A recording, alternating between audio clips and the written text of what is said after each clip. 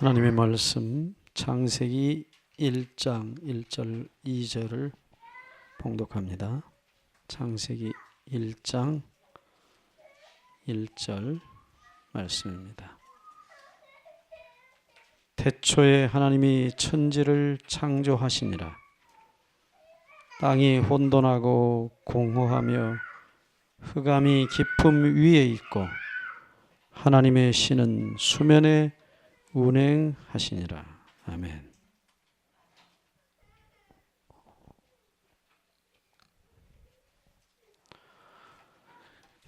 우리가 두 번째 주일을 시작합니다. 이번 주일 우리가 함께 기도할 주제는 성령님에 관한 말씀입니다.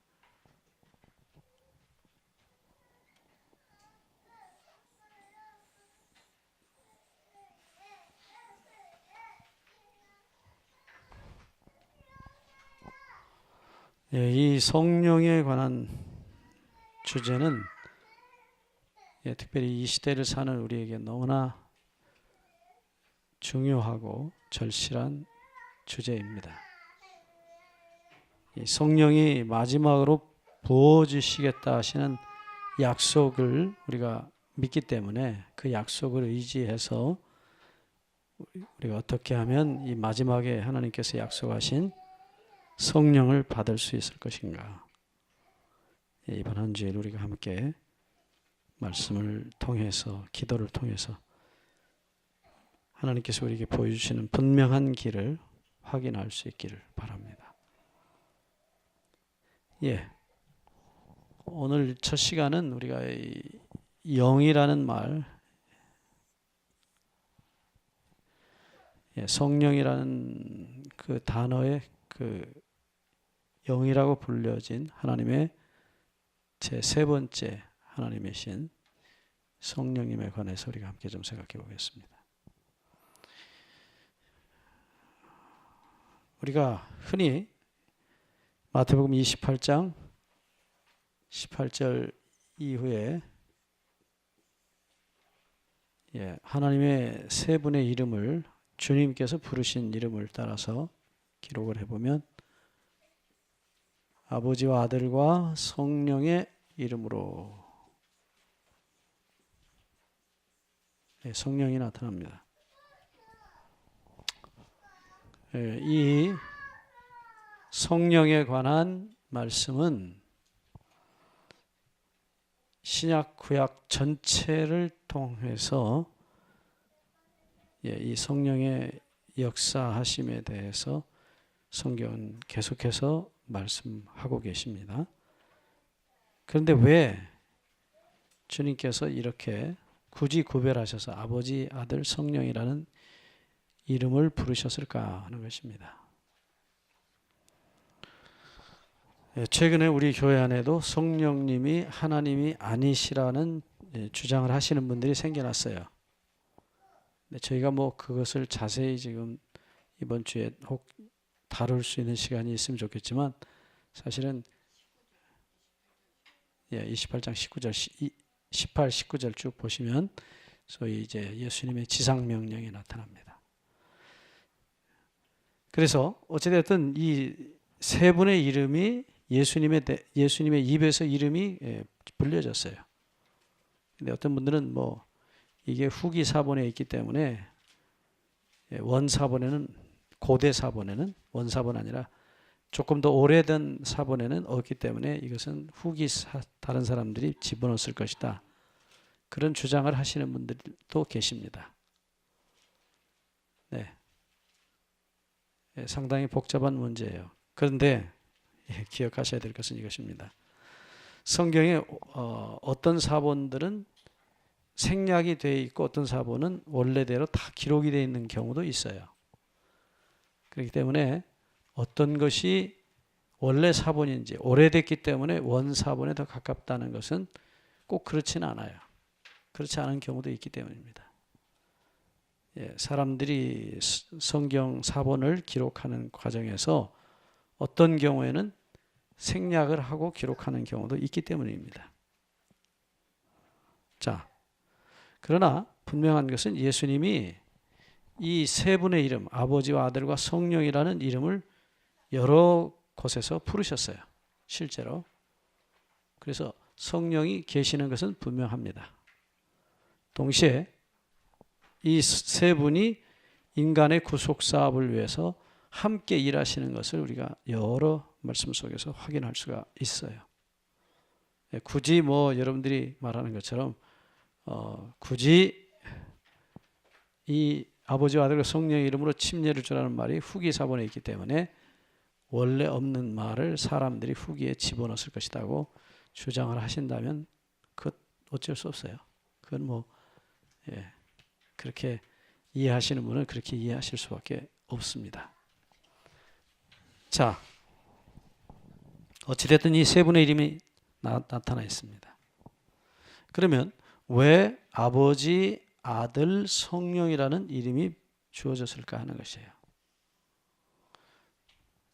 이 아버지, 아들은 마태복음 11장 25절 이후에 보시면 거기 주님께서 그런 말씀을 하셔요. 잠깐 보고 갈까요? 마태복음 11장 25절 이하에 보시면 예수님께서 하나님에 대한 계시, 하나님을 열어서 보이시는 그런 말씀을 하셔요. 11장 25절입니다. 그때 예수께서 대답하여 가라사대 천지의 주제이신 아버지여 이것을 지혜롭고 슬기 있는 자들에게는 숨기시고 어린 아이들에게는 나타내심을 감사하나이다. 옳소이다. 이렇게 된 것이 아버지의 뜻이니이다. 내 아버지께서 모든 것을 내게 주셨으니 아버지 외에는 아들을 아는 자가 없고 아들과 또 아들의 소원대로 계시를 받는 자 외에는 아버지를 아는 자가 없느니라. 자, 이제 여기서 우리 아버지와 아들에 대한 이야기가 분명해지고 있는 것입니다. 한마디로 말하면 아버지를 완전히 바르게 드러낼 수 있는 분은 아버지, 아들밖에 없다는 거예요. 다른 존재, 천사 아닙니다. 어떤 존재도 하나님 아버지를 있는 모습 그대로 드러낼 수 있는 존재는 없어요. 히브리서 1장 1절로 3절에도 같은 말씀이 기록되어 있습니다. 아들에 대한 소개를 하시면서 그는 하나님 아버지의 본체의 영광의 형상이라. 그러니까 하나님의 본 모습을 드러낼 수 있는 유일한 존재라는 거죠. 하나님을 본 사람이 아무도 없어요. 그런데 우리가 볼 수 있는 하나님으로 나타나신 분이에요. 아버지와 똑같은 분이에요. 그래서 요한복음 14장 9절에는 다시 나를 본 자는 아버지를 보았다고 말씀하셨어요. 아버지하고 똑같은 거예요. 특별히 이렇게 아버지, 아들이라는 이름을 쓴 것은 더 중요한 의미가 있어요. 우리 인간 관계에 있어서 사람과 사람 사이의 관계에 있어서 가장 가까운 사이를 아버지, 아들이라고 그래요. 사실 부부도 이혼하면 등을 돌리면 남이 돼요. 근데 부모 자식은 아니에요. 예를 들어서 이혼을 했어도 그 아들의 엄마가 있고 그 아들의 아빠가 있어요. 부부는 남이 돼도 자식과의 관계는 끊어질 수가 없습니다. 그래서 이 세상에서 가장 가까운 사랑의 관계를 표현하는 말이 아버지와 아들이에요. 그보다 더 가까운 사이는 없습니다.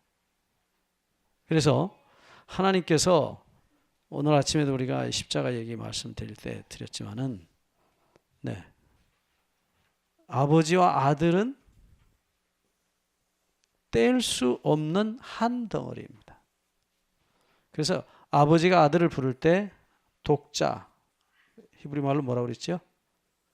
야히드, 붙어 있는 자라는 뜻이에요. 붙어 있는 자. 네, 야히드, 한 덩어리가 된 자. 그러니까 우리 하나님 여호와는 한 분이시니, 예, 신명기 6장 4절에 보시면 그 유명한 말씀 있죠.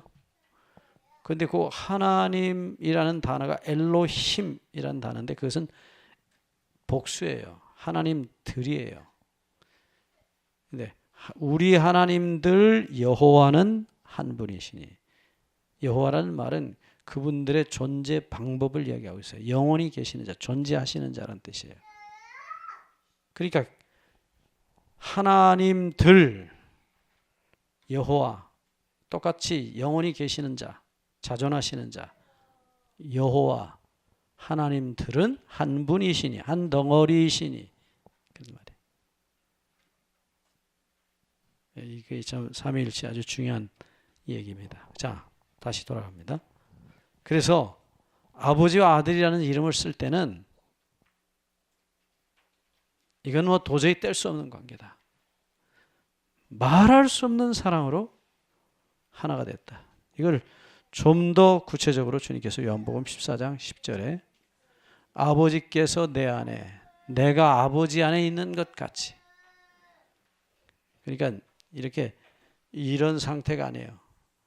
부분적으로 여기 가운데 여기만 공통 하나가 된 게 아니라 이것은 소위 합집합이라고 그래요. 이게 완전히 속에 들어가고 하나님이 예수님 속에, 예수님은 하나님 속에 들어와서 완전히 한 덩어리가 된 거예요. 이게 아니에요. 이거 이제 수학에서는 부분집합이라고 그러죠. 이건 합집합이에요. 합집합이에요.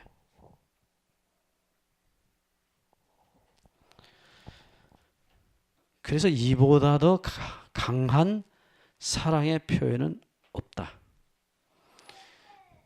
예, 여러분들 제가 그런 부부가 그런 가족을 봤어요. 저보다 연세가 많으신 분들이신데 연세가 지금 80, 한 분은 부인은 80 가까이 되고 남편은 80 넘은 그런 분들이에요. 그런데 저보다도 어떻게 보면 옛날 분들인데도 애정 표시를 정말 잘하고 살아요. 그래서 아침 예배 드리고는 애들 보는 앞에서 둘이 끌어안고 키스를 하는 거예요. 아주 자연스럽게. 아이고, 옛날에 그렇잖아요. 그건 굉장히 부끄러운 일이에요. 저 같은 사람은 그거 그렇게 못해요. 돈 주고 하라 해도 못하거든요. 그거는. 근데 우리 권 목사님 연세쯤 되는 분이에요. 그런데 그분이 그렇게, 그래서 애들이 그 부부의 애정을 표현하는 일이 아주 뭐랄까요, 자연스러워요. 결혼해서 이제 저희들끼리 사는데도 아주 자연스러워요. 그 애정 표시가. 네. 제가 그걸 보면서 참 그렇구나. 이게 사람이 보는 대로 꼴지어져요. 애들이 교육을 뭐 말로 시키겠어요? 엄마 아빠가 그렇게 사랑하는 것을 보여줬기 때문에 애들이 그렇게 자연스럽게 자기들도 결혼해서 애 낳고 살면서 그렇게 애정 표시하는 걸 봐요. 근데 자, 보시죠. 예, 하나님께서 우리에게 사랑을 가르치실 때 어떻게 가르치셨느냐? 아버지와 아들이 그렇게 사랑하는 모습을 보이심으로 우리에게 사랑을 가르치셨어요. 그분들이 그렇게 자녀들에게 그런 모습을 통해서 교육을 하셨듯이. 그래서 우리 결혼해서 부부간에 살면서 이 애정 표시를 우리는 뭐 저만 해도 제가 뭐 저는 옛날 사람 아닌데도 옛날 사람처럼 사라졌어요. 왜냐하면 우리 아버지가 그렇게 하셨기 때문에. 아버지는 저만큼 앞에 가시고 어머니는 저 손잡고 뒤에 따라가고 가시다가 우리 아버지 이렇게 돌아보고 오는가 보다 또 가시고 그렇게 했거든요. 예, 그러니까 뭐 좀 그런 게 너무 이제 익숙해진 나머지 저도 제 식구에게 그렇게 못한 것이 지금은 그렇게 한스럽습니다. 너무너무 한스러워요. 어쨌든 자, 교육입니다. 교육. 하나님께서 그 두 분의 사랑의 하나됨을 통해서 우리를 창조하시거든요. 이제 물론 세 분입니다만은 이 세 분의 하나됨을 통해서, 왜냐하면 이 아버지 속에도 성령이 계셨고 아들 속에도 성령이 계세요. 이미 그분들 안에 아버지와 아들 안에 성령이 계세요. 그러니까 두 분이 하나가 되면 똑같아요. 세 분이 하나 되는 것이에요. 근데 어쨌든 그러니까 아버지와 아들이 하나가 되니까 성령은 안 계셨다 그렇게 이야기하시는 분들이 계신데, 성경 고린도전서 2장 11절에 보시면 분명히 아버지 속에 아버지의 영이 계신다고, 성령이 계신다고 말씀하고 있어요. 예수 그리스도 안에 성령이 계셨고요. 그러니까 이제 어찌 됐든 우리가 여기서 꼭 유념해야 될 중요한 사실은 아버지와 아들이라는 단어가 그 이상은 없어요. 정말로 그 두 분이서 서로 사랑하고 하나 되시는 그 완전한 사랑의 하나됨을 뭐 어떤 친구, 뭐 부부, 어떤 말로도 비교가 안 될 만큼 정말로 그 완전한 사랑의 하나됨을 나타내시는 말씀이에요. 그래서 십자가에 돌아가신 예수님은 곧 아버지 하나님이셨어요. 아버지 하나님. 아버지 하나님이 예수님 대신 사람이 되셔서 오셨다면 그 똑같은 모습이에요. 나를 본 자는 아버지를 보았다.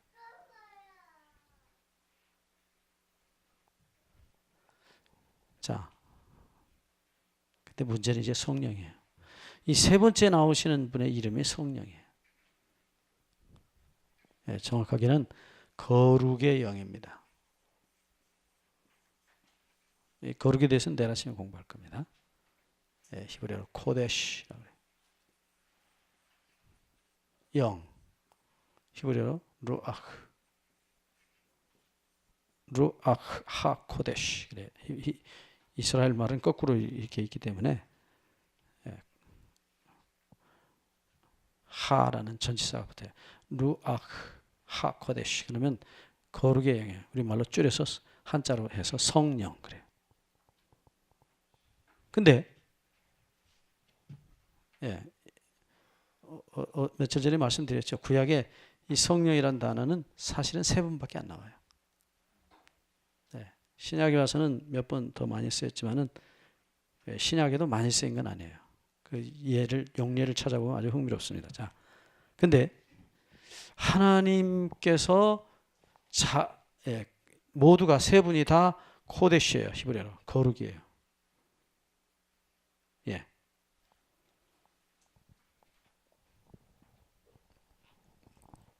동시에 하나님 세 분이 다 영이에요.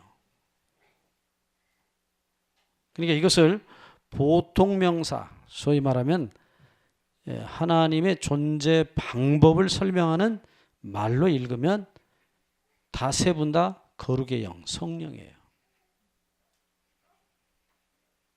그런데 그 아버지 아들은 인류의 구속을 위해서 하나님께서 자기 자신의 본 마음을 드러내기 위해서 자기하고 똑같은 아들을 보내서 아버지의 본 마음을 드러내시는 아들로서, 그리고 그 아들을 통해서 아버지가 우리 자식들에게 무슨 일을 하시는지를 보여주시는 구속적 역사를 설명할 때 아까 말한 아버지 아들을 썼어요.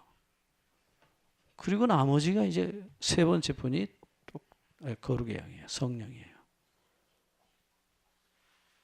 자, 그래서 성령이란 말 다시 다시 말씀드립니다. 하나님도 거룩하시고 아들도 거룩하시고 성령도 거룩하시고 하나님 아버지도 영이시고 아들도 영이시고 성령도 영이세요. 똑같아요. 거룩의 영, 거룩의 영, 거룩의 영.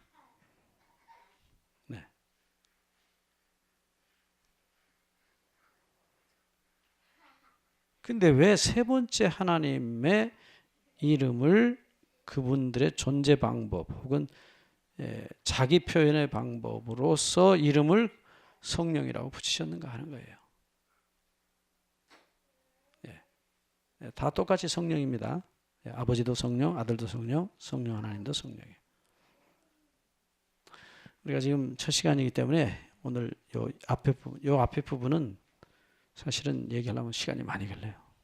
그래서 오늘 저녁 이 영 문제만 좀 말씀을 드리려고 해요. 우선 이건 구약 성경 단어입니다. 루아흐. 신약은 푸뉴마라고 그래요. 똑같아요. 뜻이 공이 바람이에요. 혹은 숨입니다. 혹은 기운 등등의 말로 쓰였어요. 근데 가장 본래 뜻은 바람이에요. 바람. 그래서 창세기 1장 2절에 하나님의 신이 수면에 운행하셨다. 이 말을 히브리어를 따라서 그냥 이스라엘 사람들이 자기들 말을 그대로 번역한 어떤 번역에 보면 하나님의 신은 그렇게 안 하고 하나님의 바람은 수면에 운행하셨다. 그렇게 번역해 놨어요. 그 본래 말이 루아흐가 그렇기 때문에. 왜 하나님께서 자기를 바람이라고 표현하셨을까? 왜 숨이라는 말로 자기를 표현하셨을까?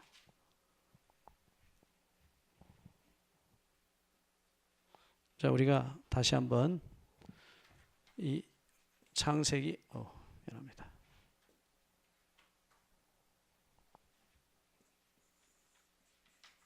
(2장 7절을) 먼저 봅니다. 창세기 2장 7절 한번 보시죠. 여호와 하나님이 흙으로 사람을 지으시고 생기를 그 코에 불어넣으시니 사람이 생령이 되었다. 참 어려운 말이에요. 근데 우선 여기 생령이라는 말부터 좀 살펴보면 이건 생하면 살았다는 뜻이에요. 하이.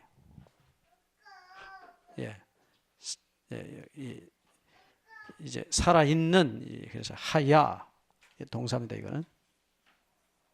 그 다음에 요 영은 네페시예요. 이 어려운 말들 써서 미안합니다. 근데 아셔야 돼요. 요 하야 살아있다, 살아있는, 네페시는 살아있는. 아주 적어봅시다. 네페시는 숨쉬는 존재란 뜻이에요. 숨쉬는 존재. 이 말은 히브리어 나파시라는 동사에서 옵니다. 나파시. 이 뜻은 숨쉰다는 뜻이에요. 숨쉰다. 호흡한다. 그 동사의 명사예요. 그러니까 숨쉬는 존재. 본래 뜻이에요. 그대로 읽으면 살아서 숨쉬는 존재가 생령이에요. 하야 네페시. 이 네페시라는 이 명사는 아주 특별한 명사예요. 구약에 이제 자주 나타납니다. 사람을 죽인다 할 때 목을 자른다. 히브리어는 카라트라는 단어예요. 자른다. cut out. 네페시. 목이에요. 칼 가지고 싸울 때는 사람 죽이는 게 이제 목을 치는 것이죠. 근데 이 네페시란 단어가 번역된 데 보면 이 목구멍으로 들어가는 식욕을 나타낼 때도 네페시예요. 재밌죠? 이게 목을 가리키는 단어예요. 여기에 숨도 쉬고 밥도 먹고 하니까. 네. 그래서 사람을 어느 쪽에서 보고 설명했느냐에 따라서 말이 달라져요. 예를 들면 사람을 육체라고 볼 때는 히브리 말로 바사르라고 그래요. 바사르. 그건 고기 덩어리라는 뜻이에요. 우리가 고기 덩어리 맞죠? 네. 그 다음에 숨을 쉰다 할 때는 네페시 그래요. 숨 쉬잖아요. 예. 또 생명, 살아있는 생명이라고 부를 때는 또 그렇게도 불러요. 그리고 이제 히랍 사람들이 그리스 사람들이 쓰는 말로 푸시케란 말은 역시 이 목을 가리켜 목 생명을 가리키는 단어예요. 근데 그게 육체적 생명이에요. 또 푸뉴마 그래요. 숨 쉬는 존재. 하나님께서 사람에게 숨을 불어넣어서 숨을 쉬는 존재. 히브리 말로는 루아크나 느샤마란 단어예요. 숨. 그러니까 사람을 어떤 면에서 보고 이야기하느냐에 따라서 사람의 모양을 사람의 자기 기능이 숨 쉬는 존재, 고기 덩어리인 존재, 생명이 있는 존재, 뭐 등등. 뭐 예를 들면 요즘 같으면 뭐 인간의 존재 안에 있는 수많은 기능들에 대해서 뭐 사회적 동물이니 종교적 동물이니 뭐 그런 소리 하잖아요. 그런 식의 표현이라고 보시면 돼요. 여기 하나님께서 흙과 생기를 합쳐서 사람이 숨 쉬는 존재가 되게 했다. 왜 이렇게 표현하셨을까 하는 거예요. 근데 여기서 자 이제 조금 잠깐 멈추고 이 하야네페시라는 이 단어가 창세기 창조의 과정에서 어떻게 쓰였는지를 좀 살펴보는 것은 대단히 흥미롭습니다. 생명, 살아 숨쉬는 존재, 하야 네페시. 이 두 단어가 함께 쓰인 첫 번째 창조의 기록은 창세기 1장 20절입니다. 함께 찾아보시죠.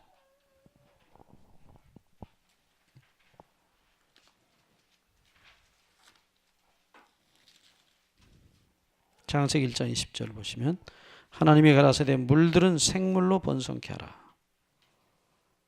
여기 보면 생물이 나오죠? 물들은 생물로 하야 네페시예요.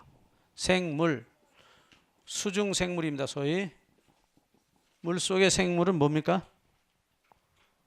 물에 뭐가 살아요? 물에서 숨을 버쩍버쩍 쉬는 것들, 입을 벌려서 물을 마시면서 숨을 쉬는 것들, 물고기, 또 조개 종류, 페류, 뭐 말미잘 많죠. 일단 물에서 꿈틀대고 움직이는 것들은 다 물을 마시고 숨을 쉬는 거예요. 그래서 살아서 숨을 쉬어요. 뭘 마시느냐가 중요한 게 아니라 살아서 숨을 쉬느냐 하는 거예요.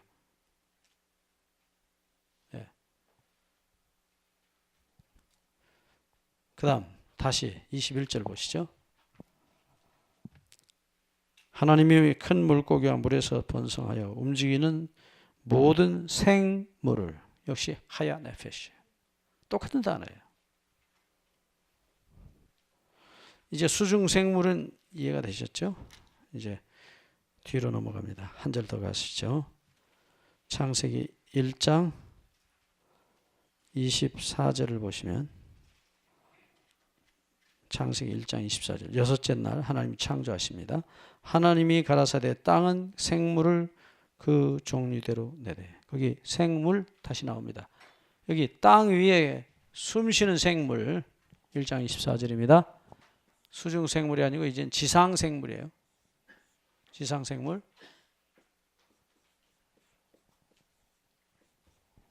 뭐죠?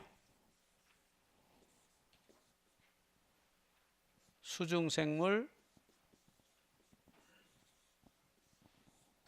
지상생물. 자, 지상생물이야 지금 우리가 보는 곤충, 짐승들, 동물들, 육축 다 마찬가지죠. 다 공기를 마시고 숨을 쉽니다. 똑같아요. 하야 네페시예요. 이 모든 것들을 다 창조하신 다음에 그 다음에 뭘 창조하십니까? 네, 창세기 1장 26절에 하나님이 자기 형상대로 사람을 지으셔요. 그런데 창세기 2장 7절에 보니까 그 만든 구체적인 과정이 나와 있는데 흙으로 지으시고 생기를 코에 불어넣어서 사람이 숨쉬는, 살아서 숨쉬는 존재가 되었다. 생명이 되었다. 그러니까 이게 본래 말대로 창세기 1장을 따라서 번역했다고 하면 그 말 그대로 문자 그대로 살아서 숨쉬는 존재 1장 20절, 21절, 24절에 보면 생물, 생물, 생물이라고 번역했어요. 그러면 사람도 살아서 숨쉬는 존재니까 뭐라고 번역해야 돼요? 생물. 하얀 햇빛이 똑같아요, 단어가. 근데 사람이기 때문에 사람은 영적인 동물이니까 또 생기를 불어넣었다고 했는데 그 생기 속에 아마 영혼이 귀신이 들어갔을 것이다. 혼이 들어갔을 것이다. 그래가지고 자기들이 상상해서 귀신이 있다고 믿는 사람들이 생영, 산 귀신이니라. 그렇게 번역해놨어요. 산 귀신은 맞죠? 산 귀신은. 우리가 산 귀신들 아니에요? 네. 귀신 하는 짓만 하고 사니까 산 귀신이죠. 근데 그거는 아니고 해당되지 않는 엉뚱한 소리고요. 자, 그러니까 하얀 햇빛을 동일하게 생물로 번역했다면 문제가 되지 않아요. 근데 이걸 이렇게 엉터리로 번역을 해놓으니까 특별히 이제 킹제임스 성경 영원 불멸을 믿던 분들이 이 하얀 햇빛을 영어로 living being이라고 번역하지 않고 living soul이라고 번역한 거예요. 킹제임스 성경입니다. living soul 영혼이라고 번역한 거예요. 그러니까 우리 번역도 그거 따라가는 거예요. 이건 완전한 오역입니다. 굳이 번역을 한다면 영어로 번역하면 숨쉬는 존재, breathing being이라고 번역해야 돼요. 그래서 요즘 영어 현대 번역들은 대체로 요 말은 다 지우고 그냥 living being이라고 거의 다 번역해놨어요. 그것도 정확한 번역이 아니에요, 사실은. 이 네페시는 숨 쉰다는, 숨을 쉬는 존재라는 뜻이에요. 네. 자, 여기서 우리가 좀 이제 다시 정리를 해봅니다. 하나님께서 흙으로 사람을 지으시고 생명의 숨을 불어넣었다. 생명의 숨.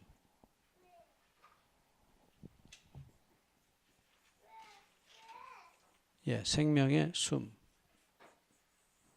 이 생명, 하이의 복수입니다.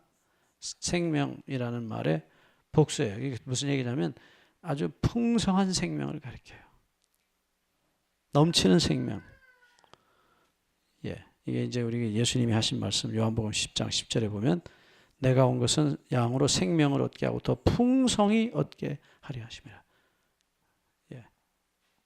복수예요. 하임. 숨은 느샤마라는 명사입니다. 느샤마.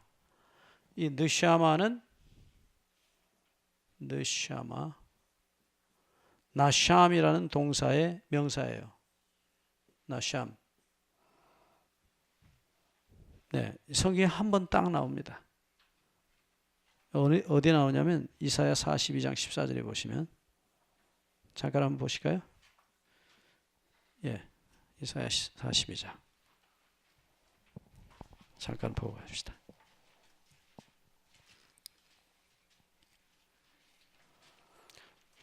히브리어의 그 본래 뜻이 뭔지는 이 42장 14절이 잘 말씀해 주고 있어요. 같이 보시죠. 42장 14절. 내가 오랫동안 고요히 하며 잠잠하여 참았으나 이제 내가 해산하는 여인같이 부르짖으리니 숨이 차서 심히 헐떡일 것이라. 예, 숨이 차서 헐떡인다는 표현. 나시아메요. 그러니까 아주 흥미로운 것입니다. 아주 흥미로운 말씀이에요. 엄마가 아이를 낳을 때에 비록 힘들고 고통스럽지만은 태어나는 아이에 대한 기대와 흥분이 있어요.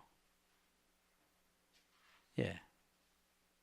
저도 저희 식구가 목회자로서 살아가야 되기 때문에 아이를 더 낳으면 안 되겠다고 그래서 우리 아들을 낳고 혼자 가서 그냥 수술을 하고 와버렸어요. 그리고 또 울기는 또 울더라고요. 뭐 자기 마음대로 해요. 평생 내 마음 강조 주간이었으니까. 그 주일도 내 마음 강조 주간이었어요. 정원숙 사모님은 그렇게 하면 안 돼요.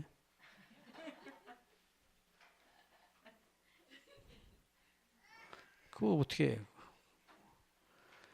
애도 낳아주는 사람 마음이지.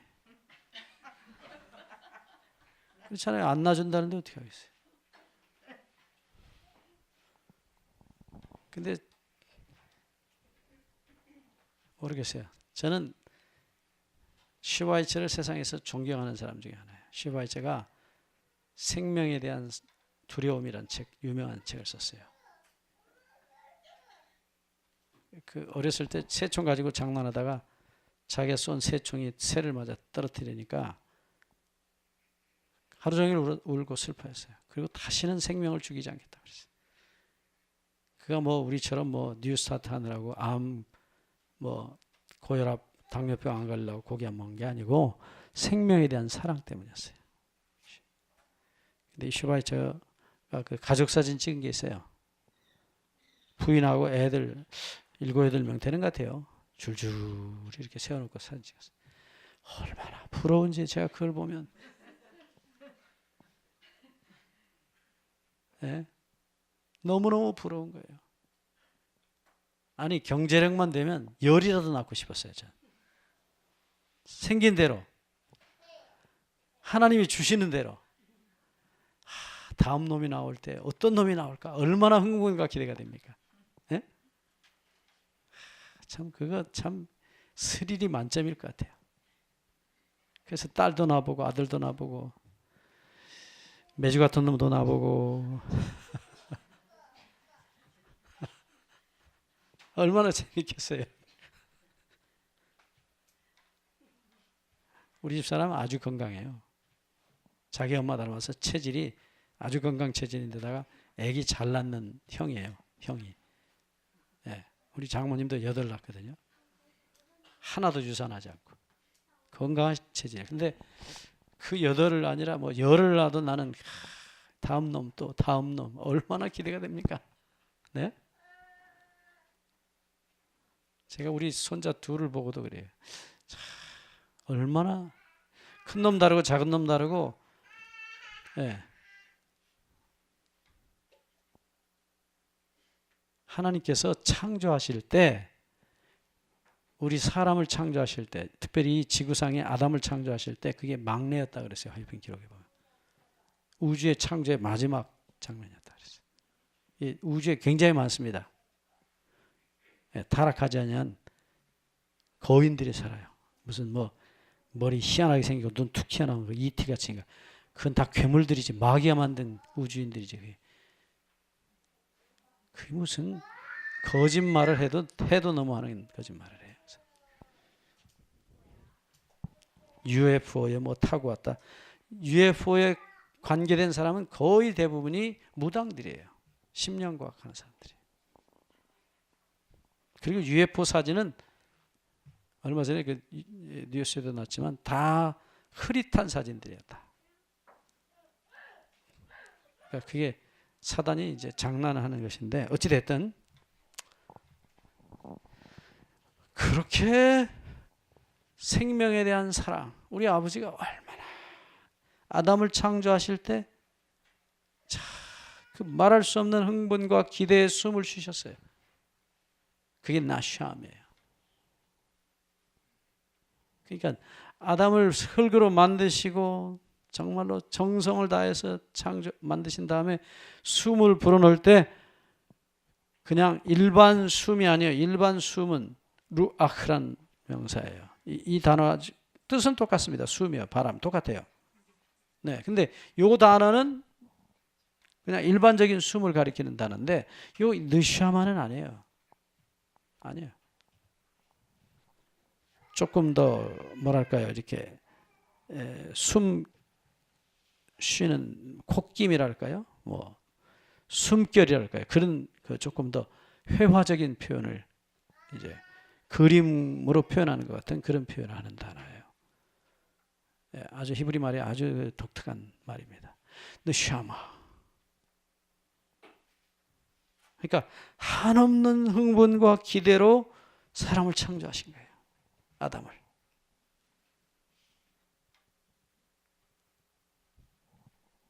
자, 그래서 이 느샤마란 단어와 루아흐란 단어는 이렇게 달걀 계란과 같아요. 표현을 다른 말로 했을 뿐이지 뜻은 똑같아요. 달개 알기나 닭개자 알란자나 똑같죠? 달걀하고 계란하고 달라요? 같잖아요. 근데 그렇게 보시면 돼요. 네? 네. 뜻은 똑같은데 표현하는 방법에 있어서 말이 다른 거예요. 네. 그래서 다시 한번 잘 보세요. 이 단어들이 서로 혼용돼서 쓰인 것이 성경에 굉장히 많이 나와요. 특별히 이제 느샤마는 많이 쓰이진 않았어요. 주로 이제 루아흐란 단어가 많이 쓰였는데 요 루아흐란 단어 하나 예를 들어보면 똑같은 사건에 쓰였습니다. 전도서 12장 4절에 보시면 전도서 12장 4절 미안합니다. 전도서 12장 7절 말씀에 보시면 흙은 여전히 땅으로 돌아가고 생기는 거기 생기라고 번역 안 하고 신은 귀신 신자 써놨어요. 예, 신은 아니요, 신이 아니에요. 그게 루아흐예요. 생기예요. 예, 여기 이 똑같은 루아흐를 전도서 12장 7절에서는 귀신을 요즘 번역은 또 이걸 영이라고 번역했더라고요. 영, 귀신 영자, 신령 영자. 참 재밌어요. 번역하는 사람들이 자기 생각을 따라 번역을 하니까. 신학적 사고에 의한 번역이에요. 그러니까 그런 게 이 오역을 너무 많이 만들어내는 거예요. 차라리 모르면 그냥 원래 있는 말 그대로 번역하면 좋아요. 예를 들면 스올 같은 것도 그래요. 요나가 고레베스에 들어갔는데 내가 스올에서 근데 그걸 일부러 뭐 음부라고 번역해가지고 나중엔 지옥이라고까지 끌고 가요. 그 단어를. 빛이 없는 곳을 스올이라고 그래요. 땅 속도 빛이 없으니까 스올이고 고레베 속도 빛이 없으니까 스올이에요. 히브리 말로 샤올인데 그 단어는 본래 뜻이 빛이 없는 곳이란 뜻이지 무슨 가서 지글지글 불타갖고 죽는 지옥이 아니에요. 근데 자기들이 상상해서 그걸 지옥이라고 또 번역을 해요. 그런 일이 많아요. 그런데 자 보시죠. 이 루아흐란 단어가 전도서 12장 7절에서는 귀신이라고 번역하고 전도서 3장 19절을 보시면 거기 뭐라고 번역했는지 보세요. 전도서 3장 19절. 예? 동일한 호흡이 있어서 거기는 호흡이라고 또 번역했어요. 그렇죠? 예. 그다음 여기는 호흡이에요. 동물이나 인간이나 동일한 호흡이 있다. 그래놓고 이제 죽으면은 3장 21절에 보면 사람의 혼은 위로 올라가고 짐승의 혼은 아래 땅으로 내려가는 줄을 누가 알랴. 여기 또 똑같은 단어 루아크인데 혼이요. 또 거긴 또. 예? 그러니까 이건 뭐 단어 하나 가지고 자기들 멋대로 이리 둔갑시키고 저리 둔갑시키고 둔갑을 시켜가지고 마치 귀신이 있는 것처럼 자기들이 귀신이 있다고 믿기 때문에 그렇게 번역해서 다 그렇게 번역해 놓은 거예요.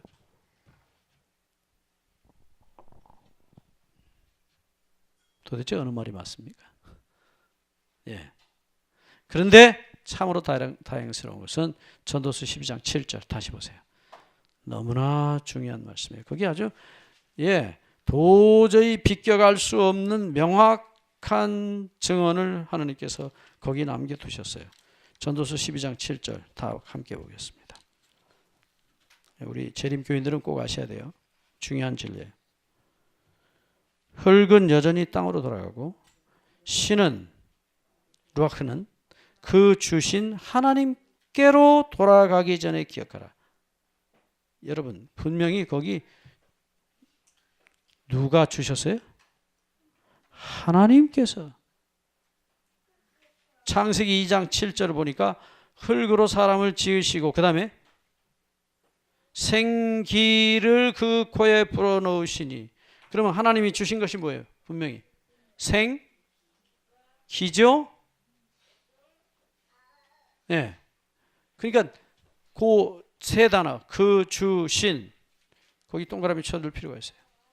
그 주신 하나님께로. 그러니까 그 단어가 없었다면 줄 때는 생기를 줬는데 들어가서 이놈이 귀신이 돼가지고 갈 때는 귀신이 간다. 그렇게 말해도 할 말이 없어요. 말하기 나름이니까. 근데 그게 분명히 뭐라 그랬어요? 그 주신 하나님께로 돌아간다.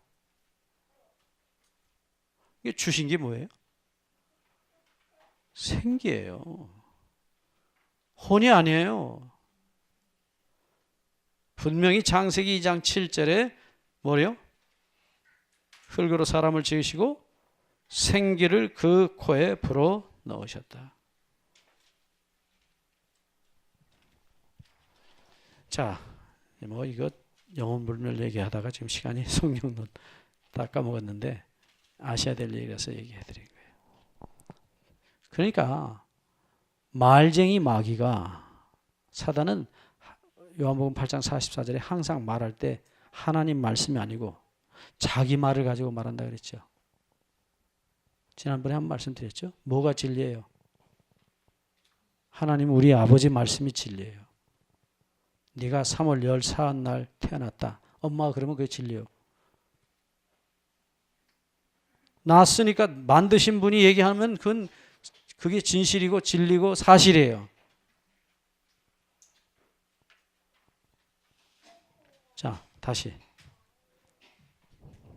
이게 너무나 중요한 얘기이기 때문에 여러분 한 번 더 반복합니다. 하나님께서 우리에게 불어넣으신 것은 혼이나 영이나 신이 아니에요. 분명히 생기를 불어넣었어요. 동물도 사람도 똑같은 재료로 지었어요. 흙과 생기. 그래서 결과물도 똑같아요. 뭐요? 목으로 숨쉬는 존재. 하야 네페시. 살아서 목으로 숨쉬는 존재.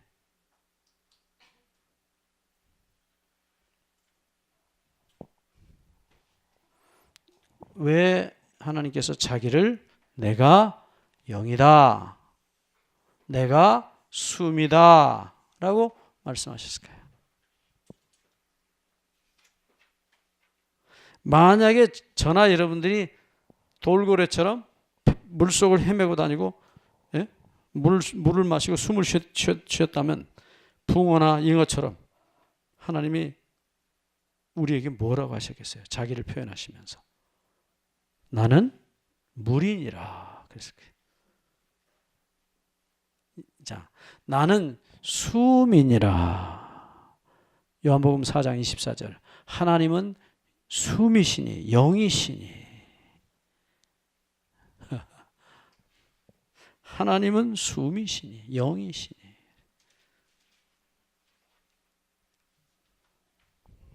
자, 이제 확인하겠습니다.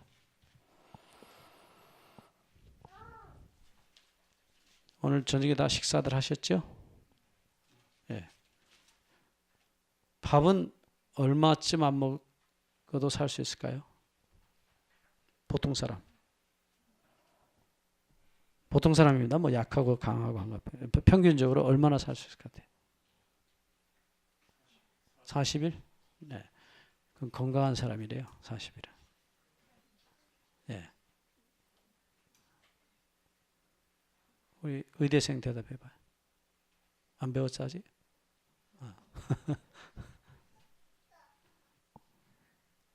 길어봐야 40일에 길어봐야. 예. 그 다음에 물 안 먹으면 얼마나 살 수 있을까? 예, 마찬가지예요. 보통 일주일에서 열흘 지나면 죽는답니다. 물 안 마시면. 네. 근데 예수님은 물도 안 마시고 밥도 안 잡수시고 40일을 금식하셨어요. 모세도 그랬죠? 시내산에서. 근데 모세는 하나님이 주시는 에너지로 40일을 물도 안 마시고 밥도 안 먹고도 잘 살았어요. 그건 하나님이 주시는 생명의 에너지를 받았어요. 예수님은 그렇지 않았어요. 모세와 달라요. 이 모세 금식한 건 달라요. 자, 근데 확인합시다. 숨은 얼마나 안 쉬면 죽을까요? 예, 일반적으로 5분에서 10분이에요. 길어봐야 10분이에요. 그러니까 숨은 밥도 물도 오랫동안 안 먹어도 살지만 숨은 순간마다 쉬지 않으면 결국은 죽어요. 숨 쉬지 않는 것. 하나님이 내가 숨이다 그랬어요. 루아크다. 내가 숨이니라. 예. 우리 어머니 말씀하고 똑같아요. 너는 내 목숨이요. 목숨이요.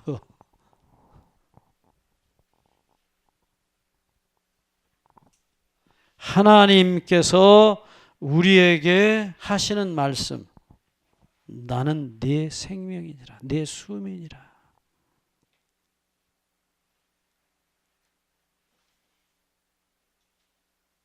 뒤집어서 얘기하면 똑같아요.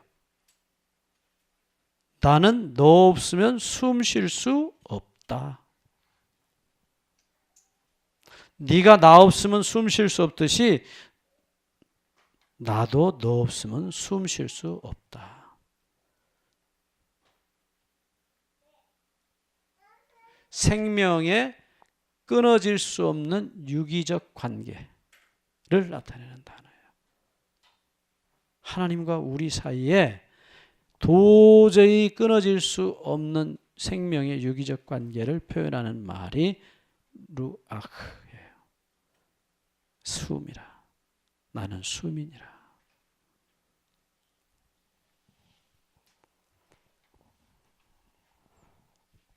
예, 오늘 우리가 오리엔테이션 해야 되기 때문에 제가 조금 첫 시간이라 일찍 끝내려고 합니다.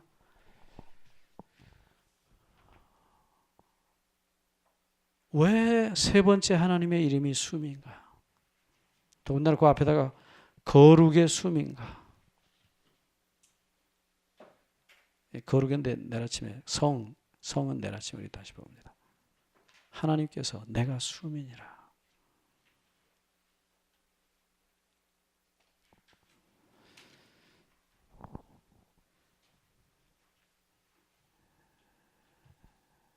디모데후서 3장 16절에 모든 성경은 하나님의 숨으로 되었으니 그 본래 말이에요. 그게 숨이 들어가서 하나님의 숨에 의해서 만들어진 숨이 가득한 책이라 그렇게 표현했어요.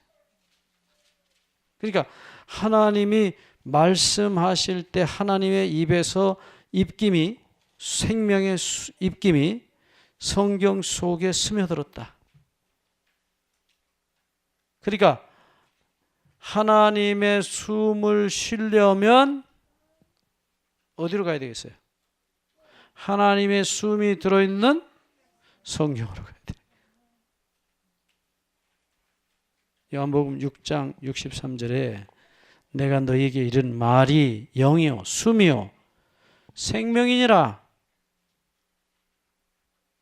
무엇이 숨이라고요? 말씀이에요. 우리 말씀할 때 하고 숨이 나오듯이, 입김이 나오듯이, 에너지가 나오듯이, 생명이 나오듯이 하나님의 말씀은 우리의 존재 속에 들어오시는 하나님의 생명이에요.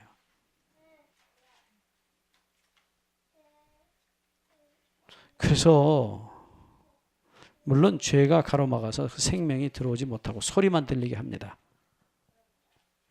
예. 그러나 거듭난 새로 창조된 새로운 생명에게는 그 말씀이 끊임없이 공급되는 하나님의 숨이에요. 내가 너에게 이른 말이 숨이요 생명이니라. 영이요 생명이니라. 사랑한다. 사랑한다. 내가 너를 용서한다. 아가 안심하라. 내 죄사함을 받았느니라. 너 어머니는 너를 잊을지라도 나는 너를 잊지 않을 것이라. 너를 내 손바닥에 새겼다. 수없는 말씀을 하시는 거예요. 그 말씀을 먹고 마시고 사는 것이에요. 우리가 나중에 이건 자세히 배우겠지만은 그래서 요한복음 6장 54절에 요한복음 6장 54절에 내 살을 먹고 내 피를 마시는 자는 생명을 가졌고 마지막 날에 내가 그를 다시 살리리라. 계속 뭘 먹었어요? 내가 너를 사랑한다. 너를 용서했다. 너는 내 것이다. 안심하라. 네 죄사함을 받았느니라. 끊임없이 말씀을 먹고 마시고 예수의 살과 피를 먹고 마시는